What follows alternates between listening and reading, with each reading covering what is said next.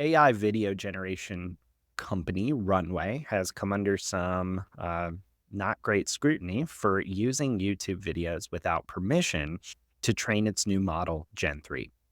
According to an internal spreadsheet that was obtained by 404 Media, the company trained this model by scraping thousands of videos without permission from different sources, including popular YouTube creators and brands, as well as pirated films. So, overall, this leaked document kind of portrays a company wide effort to collect training data from unauthorized sources. So, this obviously raises pretty significant questions about the ethics and legality of Runway's data collection practices. I mean, they're a giant in their space of the industry. They've raised 141 million from investors that include Google, which owns YouTube.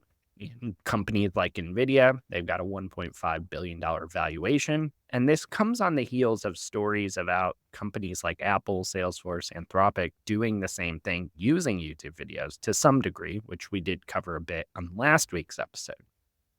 So, Paul, first up, what's going on here? Is this as bad as it seems? It certainly seems like one of the more extensive exposés on this practice, though obviously Runway's not the only one doing it. So this is, I think I called it on LinkedIn when I posted about it, like the uncomfortable part of all of this is we love these tools. Like we love Runway. I've been using Runway for 5 years. I know how it's trained. Like this isn't a surprise to me. I know how Sora is trained.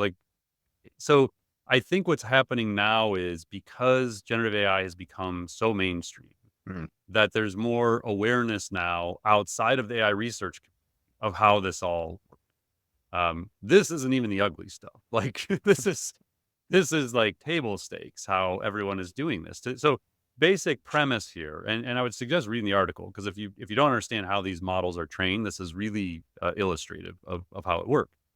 In essence, what they do is they say like, okay, we want to make sure this model is really good at like drone footage, that it can like follow a car on the road and create like a view.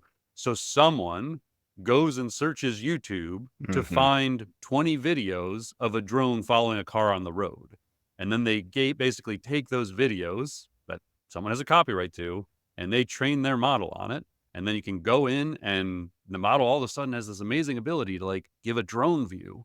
Well, it's because they use somebody's data for it. There's examples where they had specific YouTubers, like influencers who pay money to like travel places and film things in specific ways and style. And you could go in and give Runway that influencer's name and just like the name and say video, Mm. like say Mike Kaput video, and it would generate a video that looks almost exactly like an actual YouTube video from that person because they didn't red team it out of it. So what they do is they train it on all this copyrighted data. And so these things learn to emulate what it sees, create videos that look almost exactly what it sees. But what they then do is they go in and put in restrictions. So if you say a Pixar like movie, it won't create it because they know they'll get sued by Pixar. Mm. So they strip the stuff out for the big brands so that if you keyword search for it, it's trained not to output that so that when their lawyers go and check it, they don't find stuff. Doesn't mean it's not capable of doing it. It's 100% capable of doing it because they trained it on Pixar movies or shorts and Disney movies and everything. And so this is how this works. These things have to learn from something, so they learn from human creativity. Now, the argument of the lawyers is that's how humans learn. So, like, if I wanted to learn how to shoot something like Mike Kaput's YouTube channel, I'm going to go study Mike's YouTube channel, and then I'm going to use Mike's style as an influence for what I create. So that's going to be the argument of the lawyers on the side of them. Now, the catch for all of this, and the weird part is, why don't they just admit it? Like, we know that they're doing it. Everyone knows they're doing it. Mm. But yet, when like OpenAI was specifically asked, how is Sora trained? And the CTO just dodged it. Like, I'm not sure if it was use YouTube videos. Yeah, you are. Like, and we know you are. But Google knows all this too. And it's against the terms of use for YouTube videos to be downloaded and used to train models. And yet Google knows people are doing it. YouTube's Mm. aware of this. They're not stopping anybody because they probably did it too. And so it's just this really weird thing. And so I'd put some comments about this on LinkedIn. And a friend of mine, Sharon Torek, who's an IP attorney, actually commented. So I'll share her perspective as an IP attorney. She says, big AI is rolling the dice that they will be too big to fail by the time a high court determines that their use of copyrighted works to train their models is unlawful, if one does. To me, again, this is Sharon's words, the lack of transparency about their training practices is telling. Of course, they're privately owned entities who are protecting their assets and shareholders, and slowing down isn't a practical option for them. My view is that they're moving forward until IP owners will probably have to make licensing deals with them to protect and monetize their works. And then someone commented, and then she replied to that one and said, many rights holders won't have the resources to prove damages. Others that do, like big entertainment IP owners, will make the business decision to license rather than deal with the infringement. So we all know it's unethical. We all know it's probably illegal. But at the end of the day, it's going to be a better business decision for these big companies to just accept that it was done and this is what happens and just make a deal and try and make money in the process rather than trying to sue them and prove damages. Now, the alternative opinion, which was provided by a friend of mine, Brad Reynolds, who's the chief strategy officer and senior vice president of AI at Expedient, which is a data center and cloud service provider, he said, not a lawyer here, but there's plenty of there's a pretty famous case of HIQ versus LinkedIn. HIQ was a data analytics company that scraped a bunch of public LinkedIn and used it in their tool, but not as exact copies. The case, after much expensive legal investment by both sides, was determined that if the info was public and used in a transformative way, LinkedIn had no claim.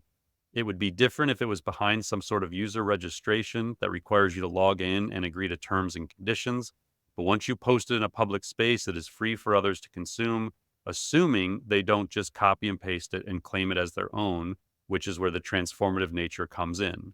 In terms of large language models and transformative, I would say where in Llama 3 source code can you find the exact content. So he's saying like it's transformative. In terms of why they are cagey in our extremely litigious culture and one in which the loser has no downside other than time invested, even a small probability of success will incent a certain set of lawyers to roll the dice on a class action lawsuit.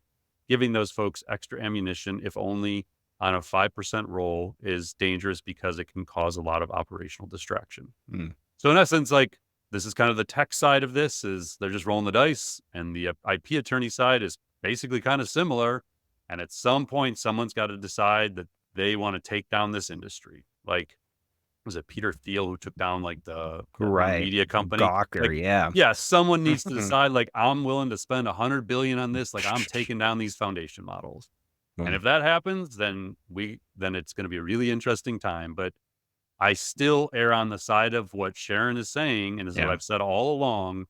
I just feel like at some point this is going to become the norm. People will talk more openly about how they've been doing it, and licensing deals will be struck. And unfortunately, it's the small creators, the Mm. innovators, who won't have a say in any of this and aren't going to make any money as a result of it. And I don't hear anybody solving for that.